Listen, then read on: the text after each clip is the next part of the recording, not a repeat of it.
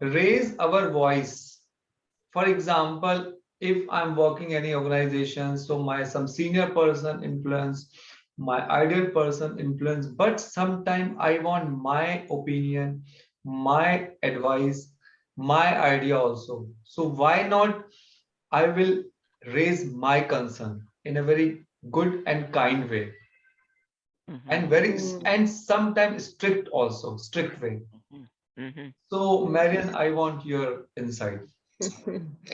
Yeah, that's a great question, Raj, because I think, all of our voices are so important, right? Because we all bring something to the table. And even at times when we might not feel like we're bringing a great deal to the table, particularly in the corporate environment, when you have seniors or you have, others that you perceive have more valuable information than or contributions than you might have.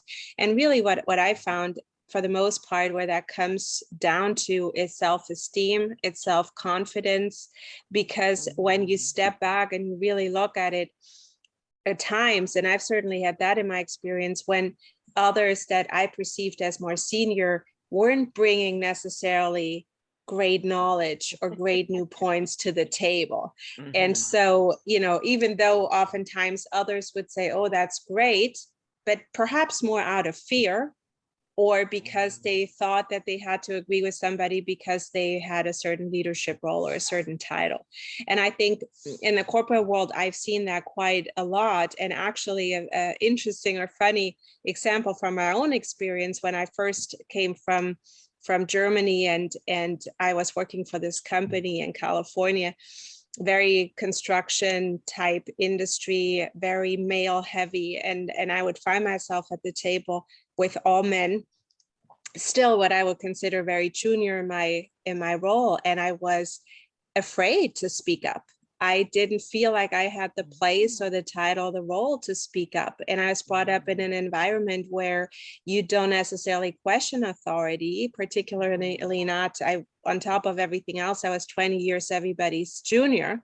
So I felt very timid of actually speaking up and bringing my points, until my boss actually said to me one day, he was very forward thinking in that, and I shared with him my thoughts, and he said to me, I don't want to hear them after the meeting in my office. I need you to speak up. And that was the point when I said, and sometimes he would even say to me, it's like, oh, Mary, what do you think about this? And he would just literally throw me into it. And I Mm. think that the takeaway here is that we all have something to bring to the table. And oftentimes we have great suggestions or ideas or insight that could be very valuable for others and for company for looking at a corporate setting. But Mhm. it comes down to the self-esteem and the self-confidence, and to Mm. really believe that what we have to say has value. And I think that's kind of the starting point. Thank you. And I'm going to bring in two new clients. Both happened this week. One was a female who left her company because she had so many ideas, right? But she got to the point where she was afraid to speak up and share those ideas for fear of embarrassing herself, of doing something wrong, you know. And so we talked about, for the future, let's remove those fears, because that's what a team is all about. Like, gosh, I've been in meetings where I'd express an idea and everybody would say, nah, that's not going to work. Well, okay, so it's the others feel it isn't going to work, but maybe somewhere inside of you felt that it was going to work, and so maybe you planted that idea for a future scenario. Planted it within the team. Um, so yeah, I it's we should not be afraid of embarrassing ourselves or speaking out of line or anything like that. And then the second client, a male this time, has a very domineering boss, and he describes her like a tyrant. She's quite a tyrant. And when I looked at his disc score, the Wiley disc, where it tells you if you're domineering, influential, steady, or conscientious, where are you on that spectrum? he was so low on the D factor, meaning that he's a quiet as a mouse, you know, just has great ideas, but if he can't bring those ideas out, he's not being very effective, is he? You know, and he has a major position. And then his ability, his I score was also down in the toilet. His ability to influence, and he was suspicious. He's suspicious of people, right? He's reticent to bring his ideas forward. So we had to change those beliefs in a subconscious mind, right? Both this female and male, we had to change those beliefs in the subconscious mind that they, whatever they can contribute, is of value. And then for the male, we had to discuss, well, when you're talking to your boss, what kind of voice are you using? First of all, his face always projects a almost like a young man's face, you know, like as Marion said, lack of self-confidence, and he wasn't projecting his own power, you know, that he's a decent human being and he should be listened to, right? So we talked about his facial features, how to project your personal power to someone. We talked about his voice. How is he using his voice? Is he saying things in a very timid way, or is he, you know, sitting tall and really projecting his voice in a tone and in a level of frequency and so on, that his boss is going to go, oh my God, what happened to him, right? And then we also talked about how you stand, right? Many people, I think I've told you this story before. It's such a cool one.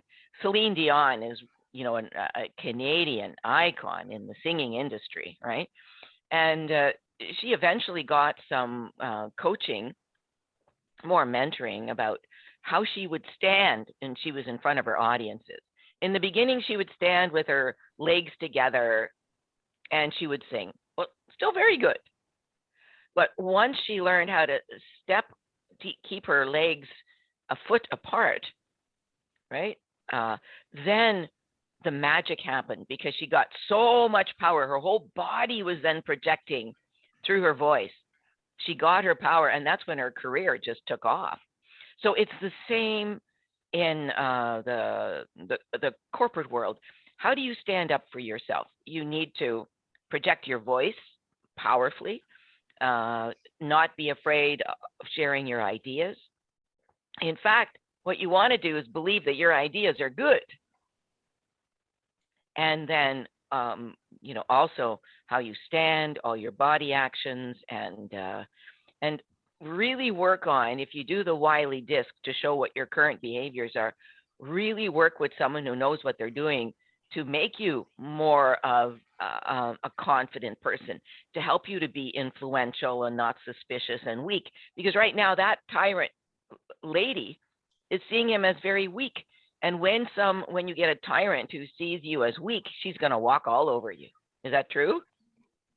Yes. And I think, you know, I can hear some watching us thinking like, yeah, that sounds all great, but what if I, you know, how do I get there, right? How do I get to that level of confidence and self-esteem when I feel like I'm shaking in front of this person, or or I'm shaking, you know, before just thinking about speaking up in a certain environment. And one of the things that has always, that I've seen helps quite a bit, is to pick out a couple people that you feel more comfortable with, or maybe that you had a conversation with before the meeting, or somebody that you trust more, somebody that you know believes in you, or somebody that you have a good relationship with, and kind of focus on that person to, you know, when you're starting to speak up, and even practicing in certain settings, like again, maybe in smaller groups at first, that when you're standing around 3 of you, that you're starting to kind of take a little bit more of the lead in those smaller conversations versus like